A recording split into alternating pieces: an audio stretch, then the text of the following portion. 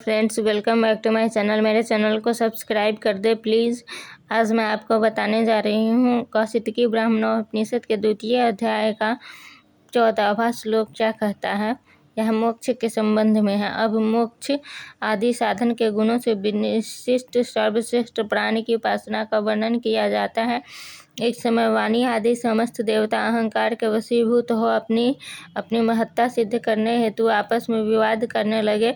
वे सभी प्राण के साथ ही शरीर से बहिर्गमन कर गए। उन वाणी आदि सभी इंद्रियों के लिए निकल जाने पर वह शरीर काष्ठ की भांति चेष्टा रहित होकर सो गया।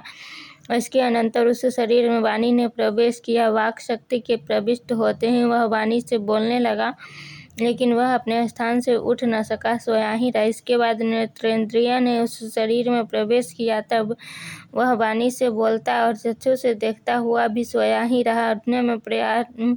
उठने में प्राय असमर्थ ही रहा। तदनंतर उस शरीर में श्रोतेंद्रिय ने प्रवेश किया। उस समय भी वह वाक से बोलता, चक्षु से देखता एवं कानों से श्रवण करता हुआ भी सोया ही रहा। उठने में असमर्थ ही बना रहा।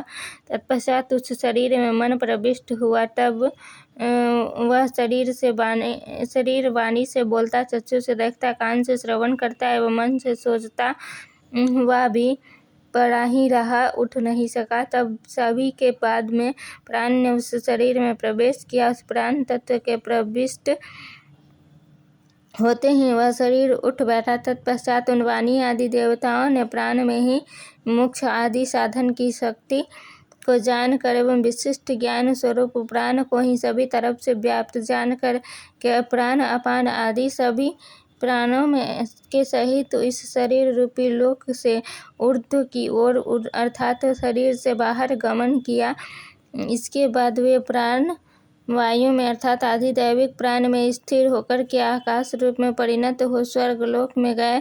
वे अपने अधिष्ठात्री देवता अग्नि आदि के स्वरूप को प्राप्त हो गए। वैसे ही इस रहस्य को जानने वाले विद्वान संपूर्ण प्राणियों के प्राण को ही प्रज्ञात्मा रूप से पाकर इन प्राण अपान आदि सभी प्राणों के साथ इस शरीर से उत्क्रमण कर वायु में स्थित हो आकाश रूप में परिणत हो स्वर्गलोक को गमन करते हैं। वह मनीषी वहाँ उस प्रसिद्ध प्राण का ही रूप हो जाता है जिसमें ये सभी वाक आदि देवता प्रतिष्ठित होते हैं। उस प्राण तत्व को पाकर वह मनीषी प्राण के उस अमृतत्व गुण से संपन्न हो जाता है। जिस अमृतत्व गुण से वे वाणी आदि की समस्त देवता भी प्रकट होते हैं।